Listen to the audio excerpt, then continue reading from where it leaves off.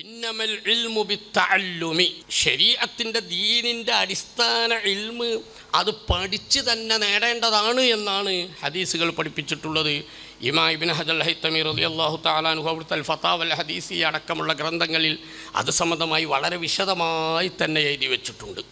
ഇന്നമൽ ഇൽമു ബിത്തഅല്ലും, അടിസ്ഥാനപരമായ ദീനിയ ഇൽമുകൾ പഠിച്ച് തന്നെ നേടേണ്ടതാണ്. അതുകൊണ്ട് കിട്ടിയ ചാൻസിൽ ഈ അവസരത്തിൽ മുതഅല്ലിങ്ങളോട് എനിക്ക് ആവർത്തിച്ച് ഓർമ്മപ്പെടുത്താനുള്ളത്, മുതഅല്ലിം എന്ന് പറഞ്ഞാൽ മൻ യതഅല്ലമു, പഠിക്കുന്നവനെന്നാവണം.